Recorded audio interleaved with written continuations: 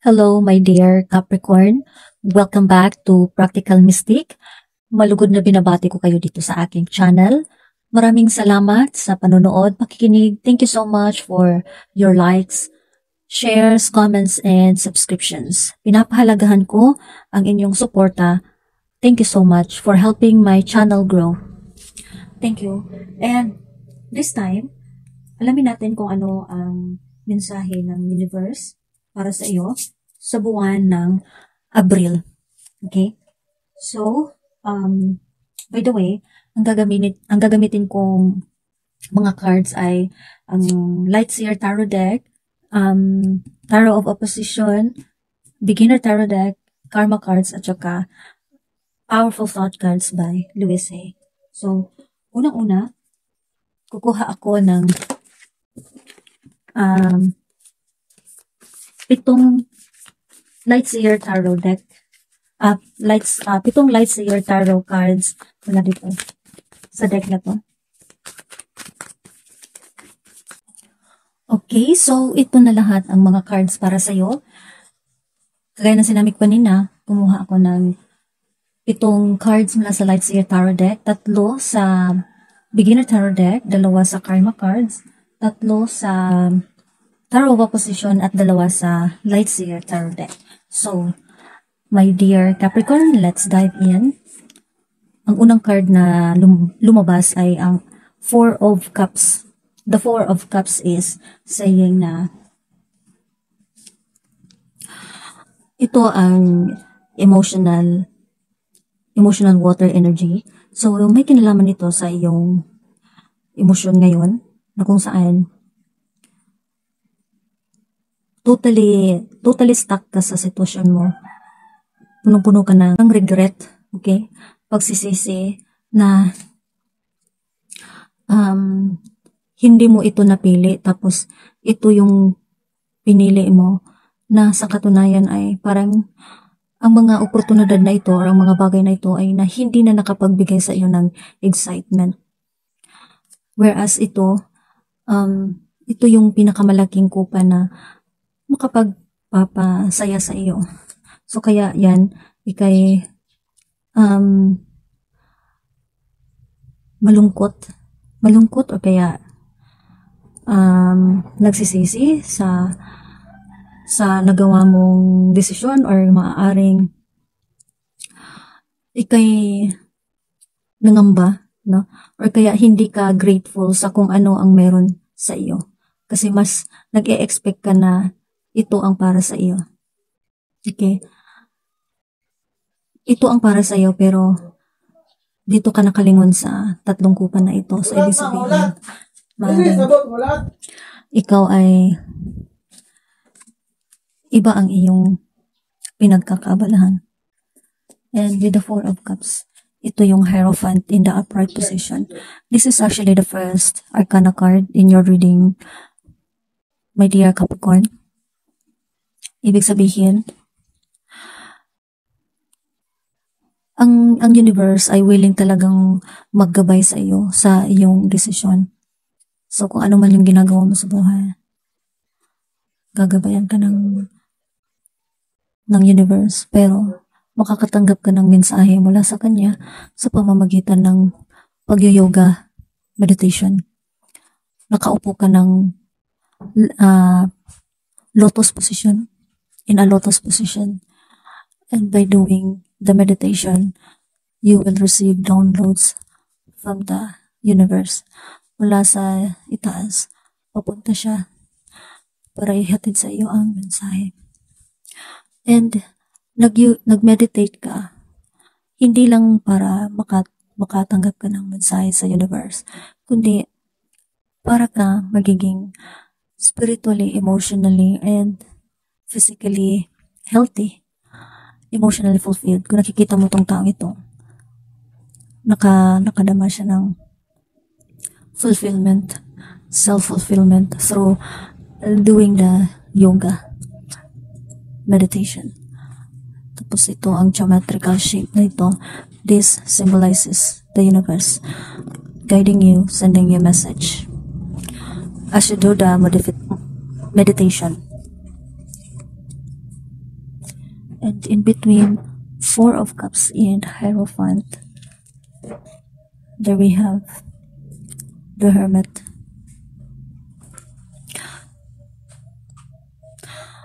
Ang sinasabi dito na kailangan mo pang i-activate yung third eye chakra mo sa pamamagitan ng meditation. Meditation can help you improve your spiritual abilities. And nakadama ka ngayon ng pag-iisa. You are lonely. You are isolated from the crowd. Malayo ka sa iyong mga kaibigan simula nang nagkaroon ka ng spiritual awakening.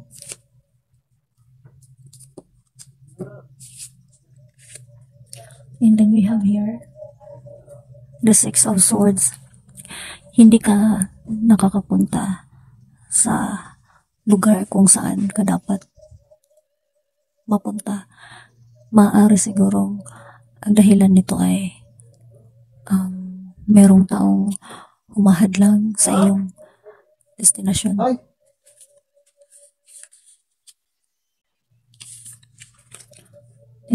In between the Hierophant and the Six of Swords is the Ten of Wands. The Ten of Wands is saying, napagod ka sa sitwasyon mo. Marami kang pinapasan ng mga responsibilidad. Marami kang inaako ng mga obligasyon na nakapagbigay sa iyo ng stress at sobrang kapaguran. And in between the Hermit in reverse and the Ten of Wands is the Karma card signs, which is about information to explain. Ang mensahe sa iyong kaluluwa is mangalap ka ng impormasyon para ipaliwanag ang isang sitwasyon o isang bagay. And ang mensahe sa iyong kaisipan ay makipag-usap ka. Pag-usapan mo kung ano ang dapat ninyong pag-usapan. And sa iyong pangangatawan is, sa iyong physical na aspekto is,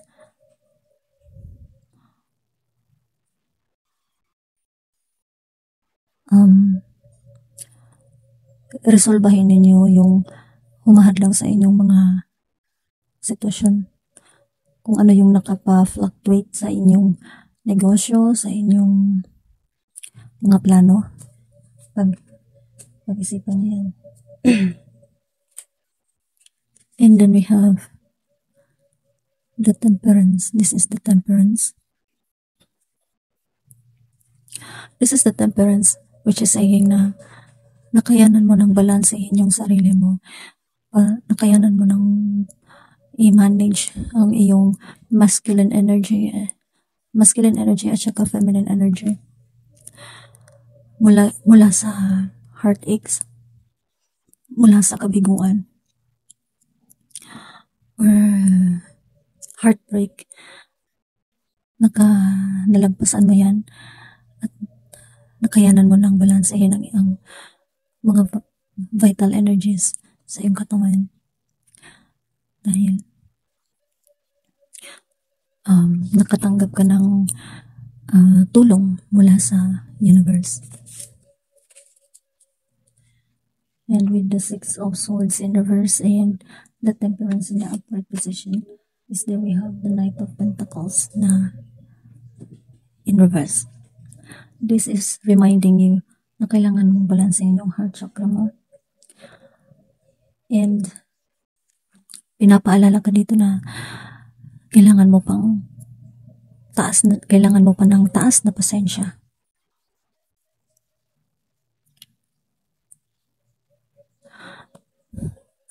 Ipanatili mong matatag ang iyong pananampalataya sa Panginoon para ipanalig mo na mas nadadagdagan ang iyong lakas para labanan ang mga pagsubok na kinaharap mo sa kasalukuyan. And in between the Ten of Wands in the upper position, and the Knight of Pentacles in the reverse. Is we have the Karma card, which is planets, and the planet is Jupiter. Kailangan mong tanggapin kung ano man ang mensahe sa iyong kaluluwa, and mag-isip ka ng blessings na ikakabuti sa ibang tao. At ito ang magsisilbing magsisilbing simula para sa iyo na makamit mo yung magandang kinabukasan. Para makamit mo yung hinahangad mo na magandang kapalaran. With the Temperance in the upper position is ito. Seven of Pentacles. So this is double confirmation dito sa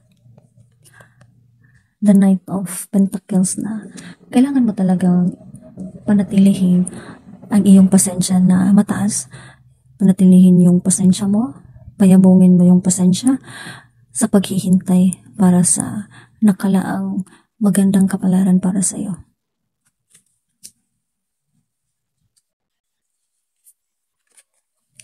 And there we have the Nine of the Sun. This is the Sun. This is saying na may bukas para sa iyo.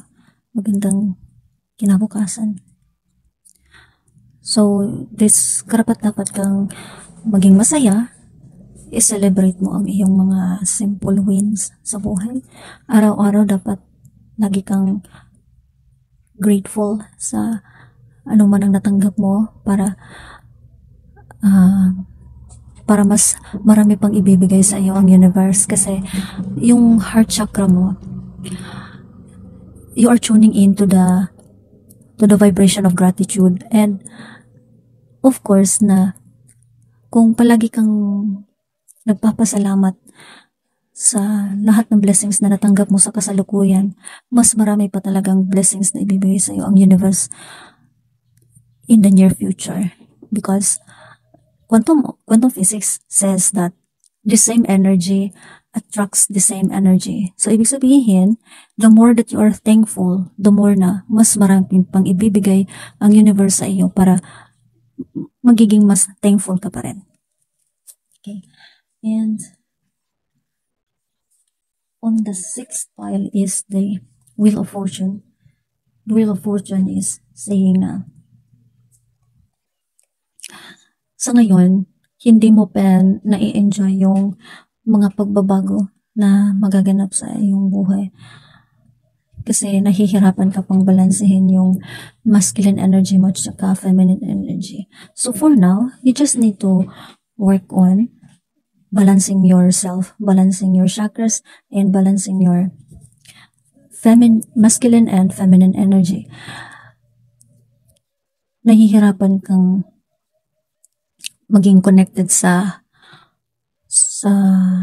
cosmic energy ng universe kasi kailangan mong gawin ang position na ito. This is a yoga position actually. One of the yoga pose na gagawin lang ito kapag gusto nating mabalanse ang ating third eye chakra. As double confirmation dito na kailangan mong balansehin ang third eye chakra mo para magiging balanse na siya. Para makayanan mo ng balansehin ang sarili mo.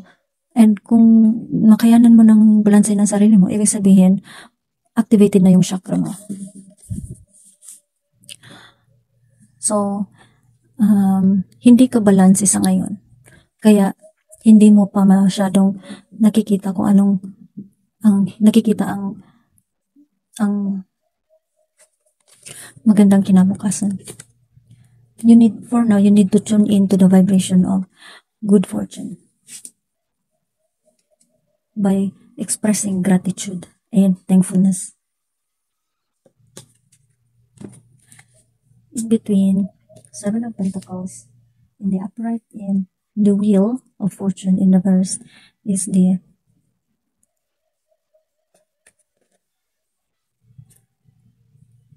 the Knight of Pentacles na negative.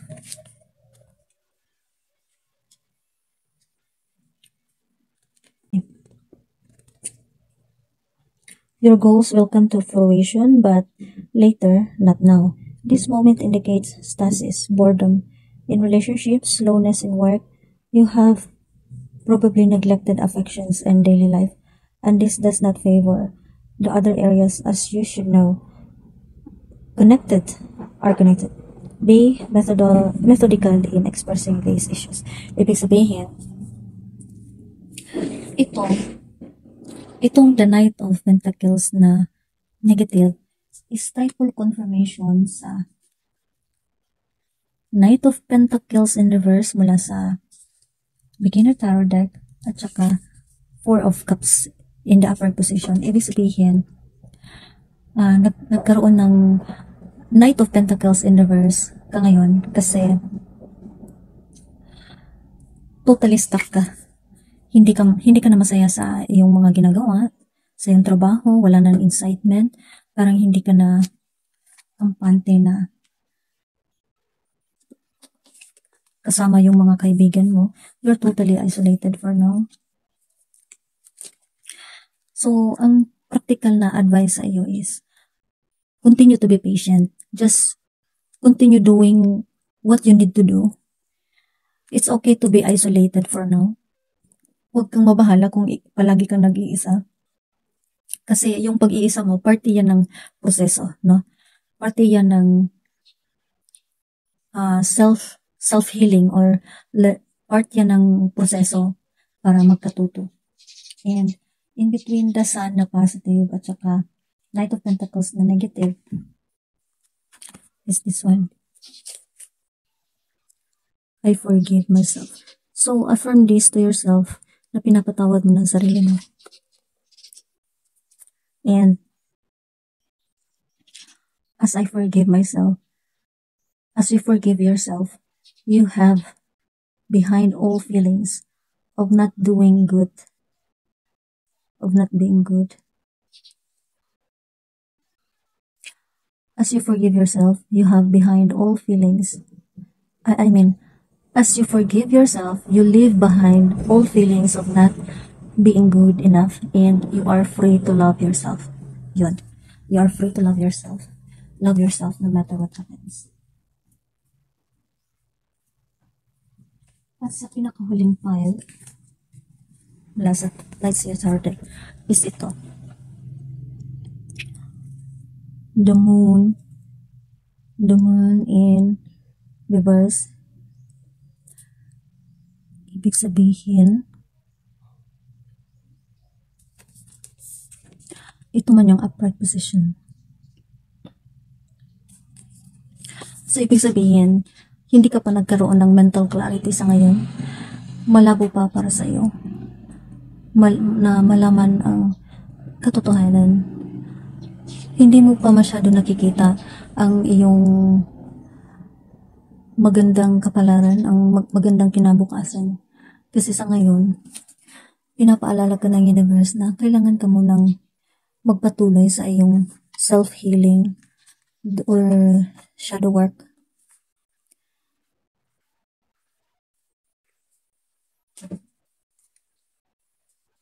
Just do what you need to do, especially keeping yourself balanced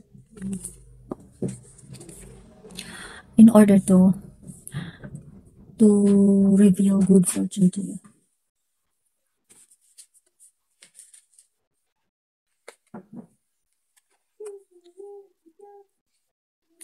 And this is the Moon na negative. Double confirmation ito sa the Moon in reverse mula sa Lightseer Tarot deck.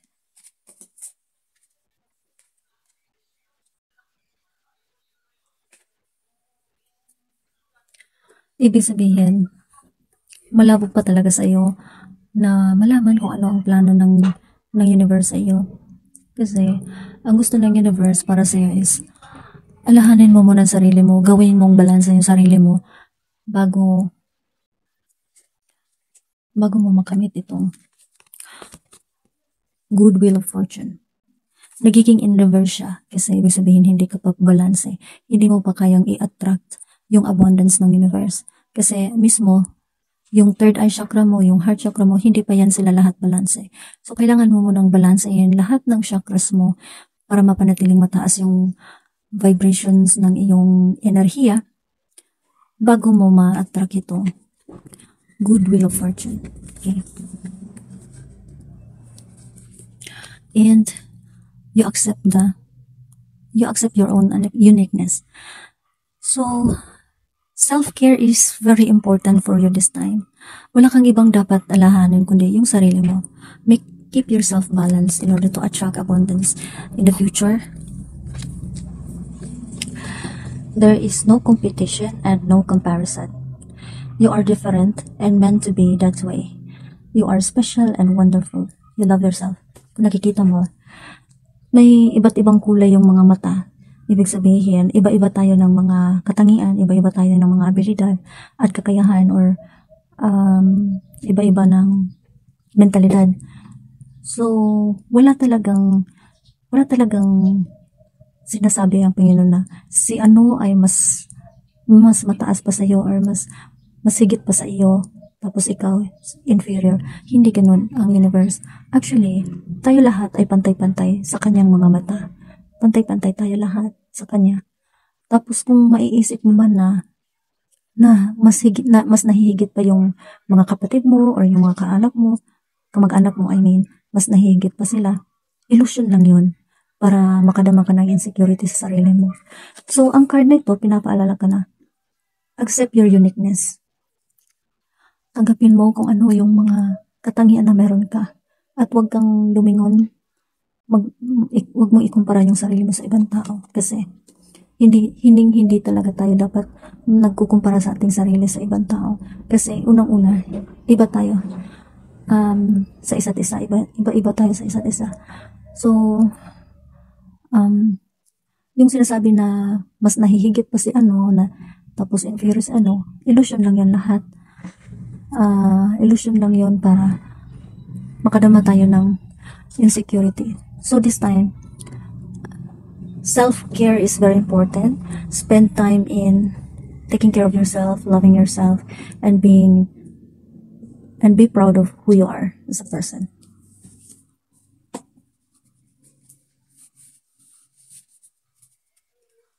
So, ang mensahe ito sa inyo lahat, my dear Capricorn, is be contented, be patient, be contented, be patient, and do what you need to do in order to attract the abundance of the future. If you really want the abundance of the future, keep yourself abundant by keeping your heart grateful for all the things that you have received in the present moment. Because if you tune into the vibration of gratitude, you are attracting the generosity of the universe to keep you more grateful in life. And ito lahat ang masasabi ko sa iyo, my dear Capricorn.